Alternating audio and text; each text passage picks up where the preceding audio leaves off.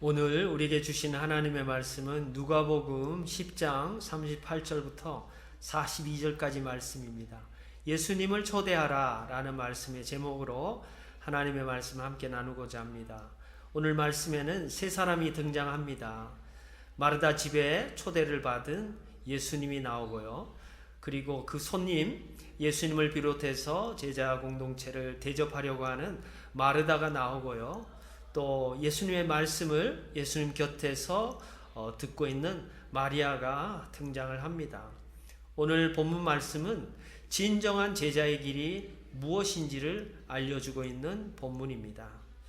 베다니에 살고 있었던 마르다 마리아 집에 예수님이 와서 쉬셨고 또 언제든지 또 초대할 수 있을 만큼의 아주 끈끈한 관계가 있었다는 것이 오늘 먼저 굉장히 중요하다는 사실을 우리는 알고 있어야 돼요. 그러니까 진정한 제자는 예수님을 자기 마음에 자기 집에 모신다는 사실이죠. 예수님을 집에 초대한 이 사실 자체가 굉장히 중요하다는 거예요. 주님은 마르다 집에 초대를 받으시잖아요. 한 성경에는 오리 한 3, 4km 실제로는 떨어져 있는 그곳을 예수님이 사역하시다 지치면 이 집에 와서 쉬시기도 하고 또 음식을 드시기도 하셨다는 사실이 얼마나 중요한지 몰라요.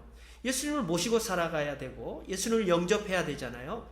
마르다 가족을 비롯한 이웃의 많은 사람이 예수님을 따라와서 말씀을 듣고 있습니다. 예수님을 초청한 마르다 입장에서는 주인이니까 손님 대접하느라 정신이 없습니다. 당연히 언니를 도와줘야 될 마리아는 자신에게 신경을 안 쓰고 주님께만 신경을 쓰고 주님의 말씀만 듣고 있습니다. 오늘 우리에게 주는 시사점이 있어요. 교회 나와서 일하는 것도 귀하지만 교회에 나오는 것 자체가 중요합니다. 왜냐하면 그곳에 기쁨이 있는데 그 기쁨의 근원 되시는 교회 머리 되신 예수님이 계시기 때문입니다. 그러니까 진정한 주님의 제자라고 한다면 주님의 일을 하는 것도 중요하지만 주님과 사귀고 주님과의 교제 속에서 소통하고 또 주님과 애정과 우정을 나누는 것만큼 중요한 건 없다는 사실을 우리는 알고 있어야 돼요. 그러니까 예수님의 존재 자체만으로도 만족하며 또 그것을 누릴 수 있는 삶이 신앙이라는 것이에요. 성숙한 영성과 진정한 신앙은 무엇이겠습니까? 예수님을 늘 모시고 그 안에 있는 능력, 지혜, 평안, 기쁨을 누리는 것 아니겠습니까? 이게 굉장히 중요하다는 생각이 들어요. 이 성도가 성도를 대할 때도 그렇고요. 목회자와 성도와의 관계도 마찬가지인 것 같아요. 서로 소통하고 또 서로 친밀하게 또 관계를 맺고 또 어려운 일이 있으면 상의를 하고 서로의 의견을 존중하는 이런 태도가 굉장히 중요해요. 근데 오늘 말씀이 왜 도전이 되냐 하면 2000년 전에 여성의 그 존재는 미미했거든요. 사람 취급 안 할 정도로 사실을 차별당하고 무시당한 그런 존재였거든요. 그런데 예수님 앞에서 둘 다 당당하잖아요. 초대를 한 주인이라는 입장에서 당당함이 아니라요. 예수님과 너무나 친밀하기 때문에 따지기도 하고요. 질문도 하고요. 또 곁에 있기도 하고요. 그 당시에 여성이 부엌에 있어야 되는데 마리아 같은 경우는 예수님 말씀 듣고 있고요. 놀랍지 않습니까? 아마 남자 제자들이 그걸 봤을 때는 아마 질투했을런지도 모르겠고요. 마리아도 자기가 인정받으려고 하는 욕구 때문에 또 자기 마음이 막 찢겨져 가지고 분주함 때문에 예수님께 그렇게 불평을 토로하고 책망을 받기는 했지만요. 그만큼 예수님하고 가까우니까 불만을 얘기할 수 있었다는 이것 자체도요. 그 당시 문화를 훨씬 더 초월하고 극복하는 모습일 수 있다는 측면에서 보면 예수님이 이 두 여인을 얼마나 사랑했는지 또 애정어린 눈으로 바라봤는지 그런 그 소통이라는 측면에서 보면 또 남녀라는 이 구조로 보면 오늘 말씀은 너무나 파격적인 말씀이라고 볼 수가 있습니다. 부지 중에 천사를 대접했던 아브라함을 한번 기억해 보시죠.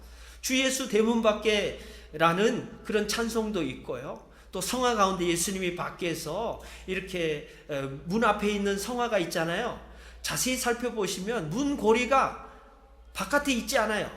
그러니까 예수님을 영접하려고 하면 우리 마음문을 열어야 되는 거죠. 사실은 그런 측면에서 보면 오늘 마음이 열린 그 집과 그 가정에 있는 가족들 얼마나 또 깊은 관계 속에서 교제를 했는지 참 부러울 정도입니다.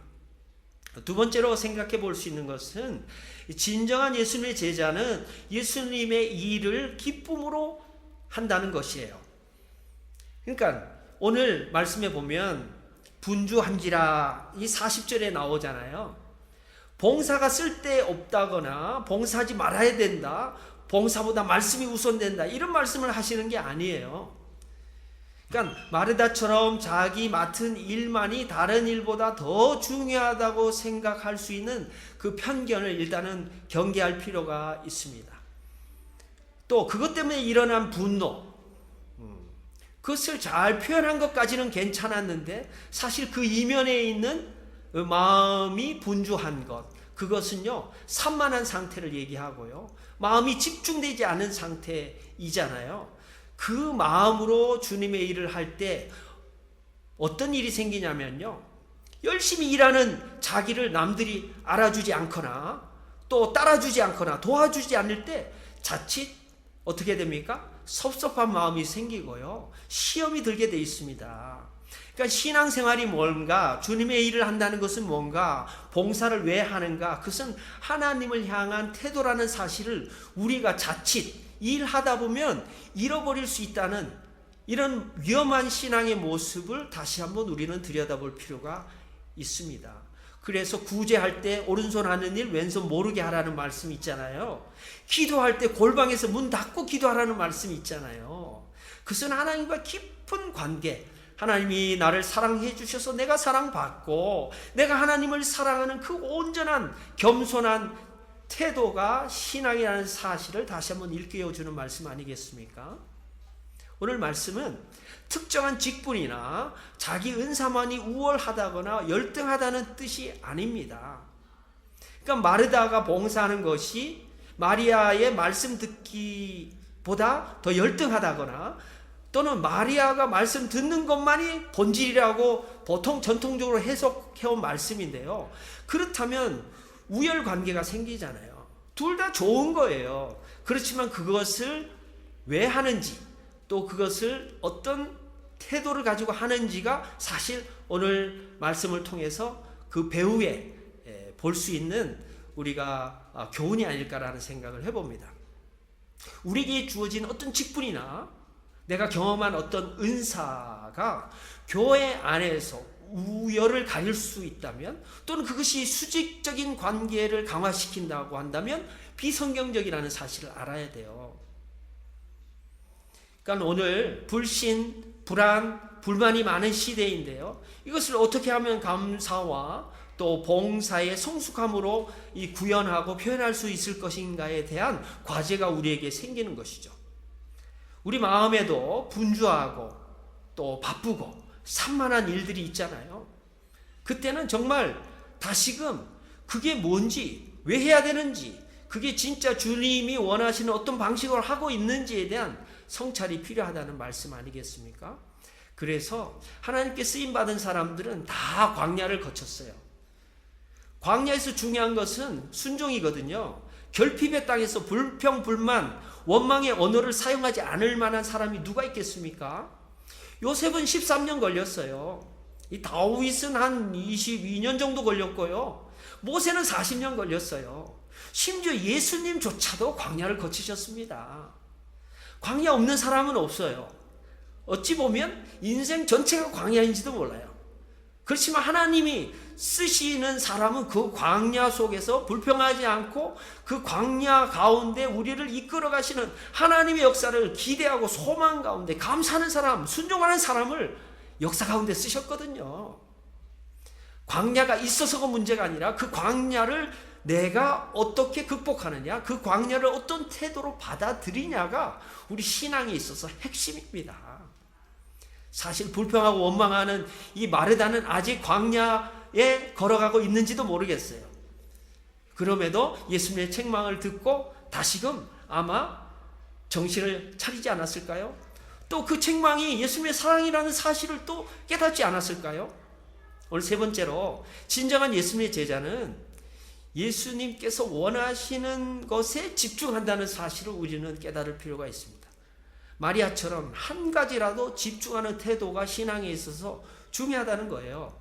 주님을 초대한 마르다 입장에서는 과도한 자기 주인 의식 때문에 책임을 감당해야 된다는 그런 마음이 있었을 거예요. 또 혼자 일손이 모자라니까 한 사람이라도 더 도와달라고 요청하는 것이 정당하게 보일 수 있습니다. 문제는요, 일이 많아서 정신이 없고 분주하다 보면 진짜 예수님이 원하시는 것을 망각할 수도 있다는 사실이에요. 그러니까 예수님께 마르다는 자기가 수고하는 것을 인정받고자 하는 그런 의중이 드러난 면에서 비판을 받을 수도 있어요. 근데 오늘 중심은 뭐예요? 예수님이잖아요. 예수님 입장에서 배불리 먹고 대접받는 걸 원하셨겠습니까? 아니면 자신의 뜻을 전할 때 그 말씀을 잘 듣는 걸 원하셨겠습니까? 둘 다 중요해요. 우리 입장에서는 사실 예수님께 잘 대접하는 것도 필요하고 예수님의 말씀을 듣는 것도 굉장히 중요해요. 근데 예수님 편에서는 뭘 원하셨기 때문에 이런 말씀을 하셨을까 생각해보면 마리다보다는 마리아가 칭찬을 받았잖아요. 왜 칭찬받았습니까? 이 좋은 편을 택했기 때문에 칭찬을 받았어요. 좋은 편을 택했다니까요. 내가 좋아하는 것을 칭찬받은 게 아니라 내가 좋아하는 것을 선택했기 때문에 칭찬받은 것이 아니라 좋은 편을 택했기 때문에 칭찬을 받은 거예요.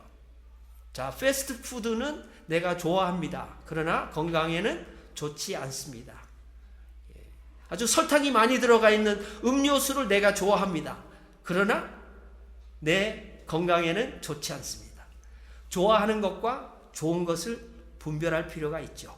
그러니까 예수님 편에서는 뭐가 좋은지를 알고 계셨어요. 삶이 정말 복잡하고 다양합니다. 그래서 멀티가 가능한 사람을 찾는 것이 이 시대의 또 하나의 경향이죠. 그런데 많은 일 때문에 산만하기보다는 오히려 한 가지 일에 집중할 수 있는 그 사람이 행복하지 않을까요? 인생을 이렇게 길게 살아보면 한 가지 일도 제대로 하기가 쉽지 않다는 것을 발견할 때 그때부터 사실 복잡한 일을 이제 좀 정리하는 그런 단계가 생기잖아요. 각자 하는 일이 모두 귀합니다. 그렇지만 그 모든 일을 내가 집중할 수 없다면 그 일에 무슨 의미가 있겠습니까? 한 가지 일이라도 집중해서 내가 행복할 수 있다면 그것이 더 바람직한 것이 아니겠습니까? 오늘 말씀은 마르다가 책망을 받지만 봉사 자체가 필요 없다는 말씀이 결코 아니죠. 무슨 말씀입니까? 주님의 말씀 없는 봉사는 불평과 원망과 섭섭함으로 정말 시험 들기에 안성맞춤일 수 있다라는 경계의 말씀 아니겠습니까? 오늘 말씀 마무리합니다. 예수님과 동행하고 예수님 영접하면서 예수님과 사귀면서 늘 그 시간 행복하실 수 있기를 바랍니다. 이 내적인 충만함은요, 돈으로 살 수가 없습니다. 또 두 번째로 봉사할 때는 감사함으로 기쁨으로 자발적으로 하면 좋겠습니다. 세 번째로 우리가 삶을 너무 복잡하게 살면 좀 행복이 감소할 수 있지 않을까라는 측면에서 보면 예수님의 일에 집중하면서 단순함을 즐길 때에 행복함이 오는 것이 아닌가라는 지혜를 얻기를 바랍니다. 기도하시겠습니다. 사랑의 하나님 아버지 감사합니다. 오늘 마르다 마리아 이야기를 통해서 예수님이 무엇을 원하실까 저희들이 생각해보고 또 예수님이 뭘 중요하게 생각하실까 또 깊이 고민해보는 신앙의 성찰과 성장과 성숙이 있도록 저희들을 도와주시옵소서. 주님과 동행하는 기쁨, 주님의 일을 감사함으로 하는 성숙함, 또 복잡한 이 세상 속에서 주님의 일을 한 가지라도 제대로 몰입하고 집중할 수 있는 행복도 지혜도 얻도록 축복하여 주옵소서. 예수님 이름으로 감사하며 기도하옵나이다. 아멘.